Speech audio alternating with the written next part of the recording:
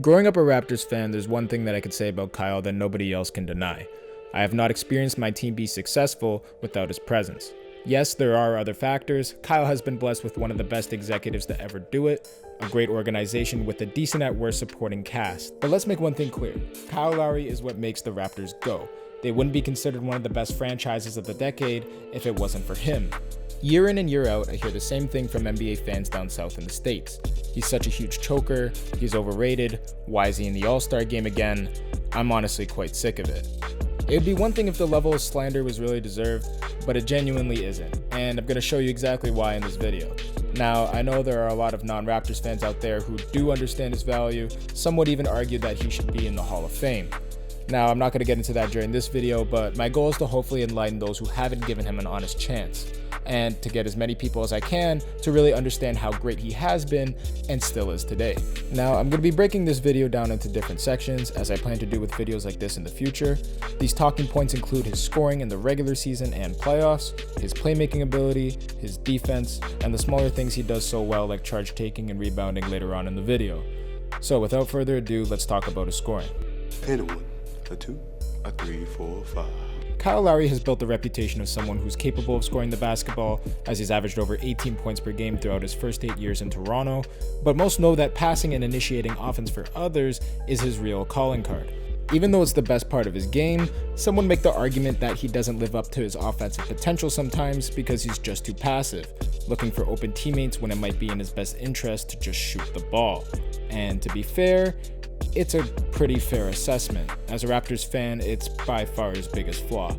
But when he does decide to shoot the ball, especially from 3, there hasn't been many players better than him. For some reason, Kyle Lowry is rarely mentioned when talking about the best 3-point shooters in the NBA, when he's statistically one of the best 3-point shooters of all time. Now, I already know some people are going to think that's ridiculous and wrong, but statistically, the numbers don't lie. The league average for 3-point shooting percentage this decade has always hovered around 34 to 36%, so most would call a 38% 3-point shooter a good 3-point shooter, with it being a couple points above average. Although what separates the good shooters from the great shooters is the ability to shoot often while still hitting at that efficient, above average clip. So here are one of the graphics I made for this video. This one's titled Most Seasons with 175 plus 3-point makes while shooting over 38% from 3. First we have Klay Thompson and Stephen Curry. No surprise there, they both have 7 seasons. Next, tied for 3rd is 3 players, JJ Redick, Ray Allen, and Kyle Korver. And after them is Kyle Lowry, with 4 seasons spanning from 2014 to 2018. He's ahead of prolific shooters such as Reggie Miller, Paul George, Danny Green, J.R. Smith, Buddy Hield, etc. Now, a Lowry hater's automatic response to this would be, fine, he's a great 3-point shooter in the regular season, but he definitely isn't this historically great in the playoffs, because he's a notorious choker, right? Wrong.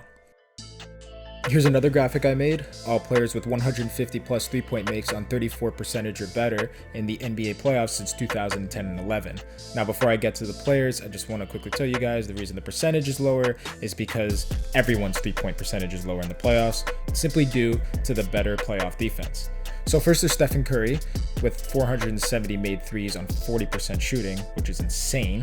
Klay Thompson is second with 374 made threes on 42%. Kevin Durant, J.R. Smith, Danny Green, Kyle Korver, Kawhi Leonard, Paul George, Chris Paul, and then Kyle Lowry at 10 with 157 made threes on 35% shooting.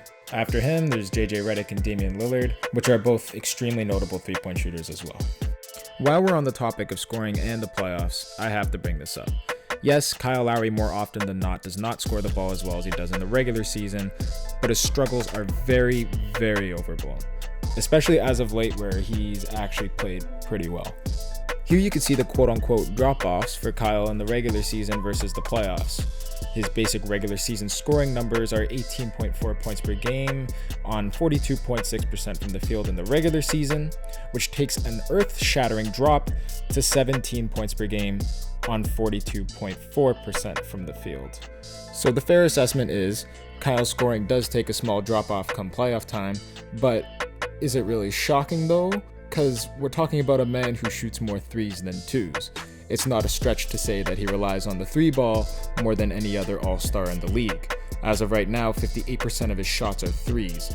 That's a few percentage points higher than Stephen Curry during his unanimous MVP season, where 55% of his shots were threes. Both Curry and Lowry's scoring and efficiency takes a hit during the playoffs, as does almost every other player who heavily relies on shooting the ball from 24 plus feet out.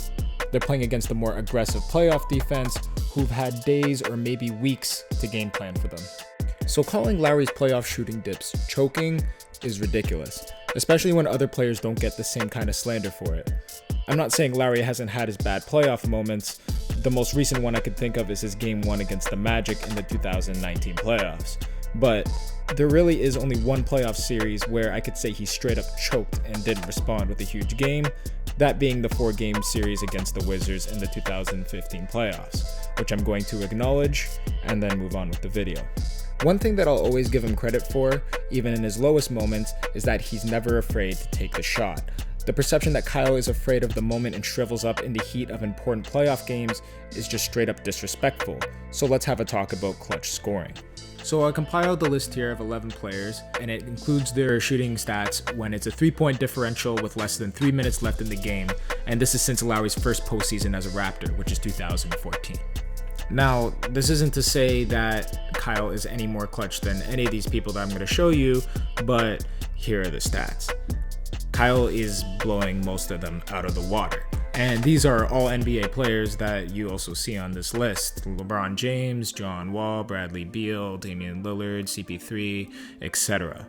Now again, I'm not saying that he's any more clutch than any of these guys, because a lot of these guys have been first options, or some of them have even been top 5 in the world at some point.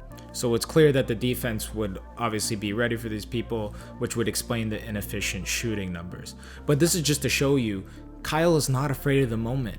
These numbers don't show someone who's afraid of the moment. As fun as that was to talk about, I'm going to move on from talking about his scoring.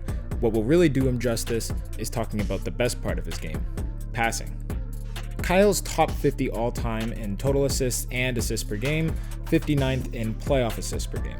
His career assist turnover ratio of 2.69 is better than noted playmakers LeBron James, Russell Westbrook, Tony Parker, and John Wall. There's really not much to say. He was second in assists per game last season, and this season, with even more scoring responsibility, his assist numbers have not taken that big of a hit at all. Even though he's 7th in assists per this year, he's only averaging 1 less assist per game in comparison to last year. Kyle does a lot of things very well that are very rarely talked about amongst NBA fans, despite it being pretty valuable on the floor. One of those things would be secondary assisting, also known as hockey assists. Yes, a very minor part of the game, and a slightly flawed stat, as players can get secondary assists just by swinging the ball around the perimeter on offense, but a part of the game nonetheless. Most players who rank very high in the secondary assist per game category are players with a knack to see plays before they happen. He ranks 5th in this stat.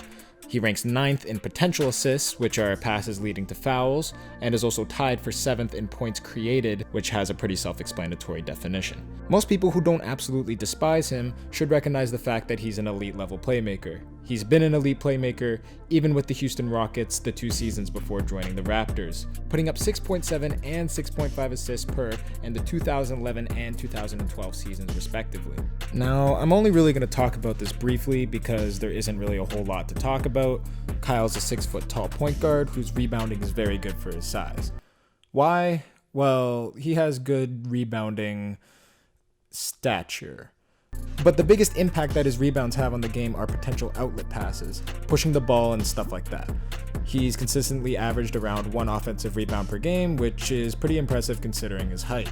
Now again, there really isn't much to talk about here, so I'm going to move on to his defense. Now, I don't like using stats like defensive rating too often. I think way too much of it has to do with who you're on the court with, how good your coach is at defensive scheming, and other outside influences like that. There are a few I do like to use though, defensive field goal percentage being one of them. For those who don't know, it is what it sounds like, the opponent's percentage on shots when guarded by a certain player. This season, Kyle's opponents are shooting 43% when guarded by him, which is pretty good considering his size. As most Raptors fans know, you just can't post up Kyle, no matter how big you are, it's just not happening. He doesn't let his size become a liability on the defensive side of the floor. That means he has to be as good as he can on defense, and he needs to do everything he can to win defensive battles. One of his main methods of doing this is charge taking. Yes, Lowry is the current king of drawing charging fouls. If he's not the best charge taker ever, he's definitely the most notorious. This season, Kyle is clearly first. He leads the league in charges drawn per game at 0.58 per, 0.10 more than the person in second place. I assume people don't like Kyle because he's an irritant, and charge taking definitely can't help that. Regardless of how you feel about Kyle, no matter how much you dislike his antics, there's no denying that he's special. He's a 6-time All-Star for a reason, leading one of the most relevant franchises of the 2010s to 7 45-plus win seasons, 3 of those being 55-plus win seasons. 4 if you assume that the Raptors go above 500 for the rest of the season, if it resumes this year. He's just a winning player. One of the best three-point shooters ever, a great passer, a good defender, a clutch scorer, and after everything I showed you, if you still think he's an overrated bum, then I'm sorry, but you're genuinely just hating. The point of this video wasn't to convince people that he's a Hall of Famer or better than anybody else all time. My goal with this video was to shed some light on what he has accomplished, and maybe I could rightfully turn some people's opinions on my favorite player. If I still haven't convinced you, then all I could say is he's going to be turning 34 this month, so maybe you should join the millions north of the border who will appreciate him while he's still in the league. Thanks for watching.